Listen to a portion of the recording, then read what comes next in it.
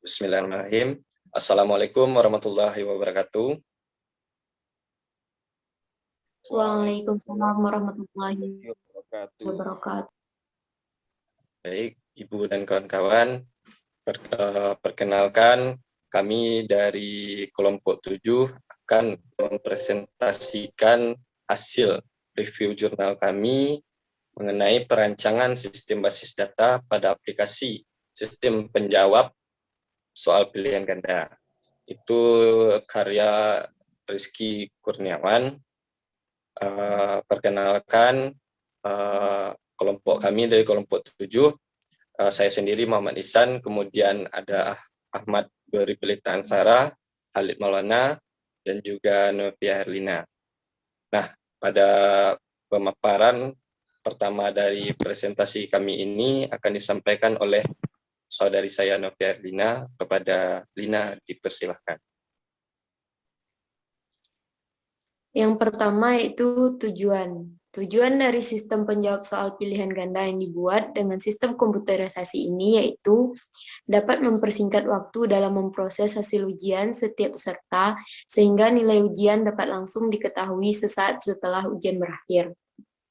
Yang kedua, perancangannya. Dalam perancangan sistem penjawab soal ini, semua data tentang peserta ujian, mata pelajaran, soal ujian, jawaban, dan nilai ujian setiap peserta disimpan pada sebuah gudang file yang disebut database. DBMS yang digunakan untuk pembuatan sistem penjawab soal ini yaitu MS Access atau Microsoft Access. 3 yaitu tahap perencanaan.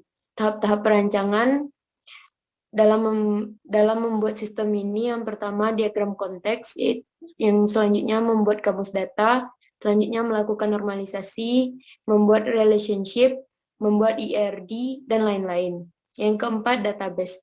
Dalam sistem informasi yang berbasis komputer, maka database merupakan kumpulan data yang distrukturkan sehingga memungkinkan kemudahan dalam memproses untuk menghasilkan suatu informasi yang mempermudah dalam mencapai tujuan kerja. Oke, terima kasih kepada saudari Novia Herlina yang telah menjelaskan beberapa mengenai review jurnal kami ini. Selanjutnya akan dilanjutkan oleh saudara saya Khalid Maulana. Kepada Khalid, disilakan.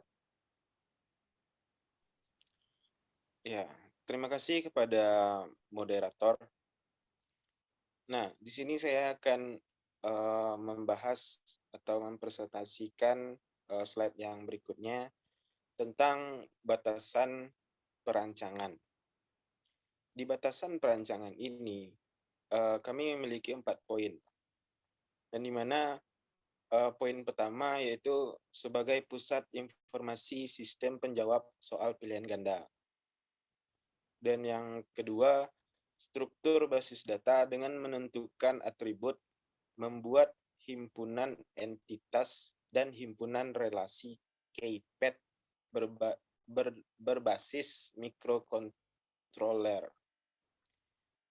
Batasan perancangan yang ketiga yaitu perancangan menggunakan Microsoft Access sebagai DBMS. Dan terakhir, batasan perancangan yang terakhir yaitu perancangan menggunakan program Visual Basic 6.0. Cukup sekian dari saya kembalikan kepada moderator. Baik, terima kasih pada Khalid Maulana. Selanjutnya akan dilanjutkan oleh saudara saya Ahmad Dori Pelita Ansara. Kepada Petra, disilakan.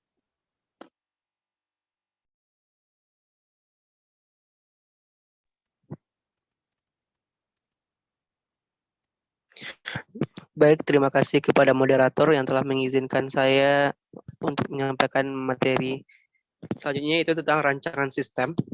Di mana dalam perancangan sistem ini, langkah pertama yang dilaksanakan adalah statement of purpose, yaitu mendefinisikan tujuan dari aplikasi yang akan kita buat. Di mana pada saat sistem ini, kita akan membuat sistem penjawab soal pilihan ganda yang berbasis microcontroller di mana selanjutnya akan menyimpan beberapa informasi. Yang pertama berkaitan dengan jawaban siswa, selanjutnya data siswa, selanjutnya mata pelajaran dari soal yang akan dipersoalkan, selanjutnya laporan atau hasil dari ujian itu tersendiri. Itulah statement atau tujuan dari program itu yang akan kita buat selanjutnya yaitu event list, yaitu hal-hal yang kita butuhkan dalam mendesain sistem. Yang pertama yaitu perancangan data peserta ujian. Nah, itu hal yang akan kita inginkan dan atau yang kita butuhkan dalam sistem. Yang kedua itu pencatatan data mata pelajaran. Nah, selanjutnya pencatatan data soal ujian. Nah, hal yang ketiga itu yang akan kita yang harus ada dalam sistem tersebut. Nah, selanjutnya yaitu setelah kita rancang event listnya, selanjutnya kita rancang diagram konteks. Di mana diagram konteks ini yaitu diagram yang menggambarkan secara umum tentang dari sebuah program. Sebagaimana bisa dilihat di layar. Yang pertama itu adalah sistemnya. Sistem yang akan kita buat, di mana di sini akan mengenai peserta ujian. Nah, sistem ini akan menghubungkan admin atau panitia ujian dengan entitas-entitas yang akan dimasukkan ke dalam sistem itu sendiri. Selanjutnya, data dictionary, yaitu kamus data yang akan berfungsi untuk membantu si pelaku sistem untuk mengerti aplikasi secara detail. Yang kelima dalam perancang sistem ini yaitu normalisasi. Diadakannya normalisasi karena dengan adanya normalisasi kita dapat menyederhanakan bentuk tabel sehingga mengurangi terjadinya redundancy atau pengulangan-pengulangan dalam sebuah sistem database itu sendiri. Selanjutnya, yang keenam yaitu relationship. Apa itu relationship? Yaitu hubungan antar tabel, di mana ada entitas yang menghubungkan tabel itu sendiri. Selanjutnya yaitu tentang entity relationship diagram, yaitu hubungan dari suatu entitas dengan entitas lainnya, di mana ini bisa menggambarkan seberapa keterkaitan antara entitas dengan entitas lain. Bisa itu many to many, one to many, many to many. Sekian, saya kembalikan kepada moderator. Baik, terima kasih kepada kawan-kawan yang telah memaparkan ataupun menyampaikan mengenai review jurnal kita di kelompok 7 ini. Selanjutnya untuk kesimpulan itu yang pertama, soal-soal yang telah disimpan dan di dalam sistem basis data akan dikirim melalui port serial dan seterusnya akan diproses oleh microcontroller untuk ditampilkan ke display LCD yang terdapat pada keypad.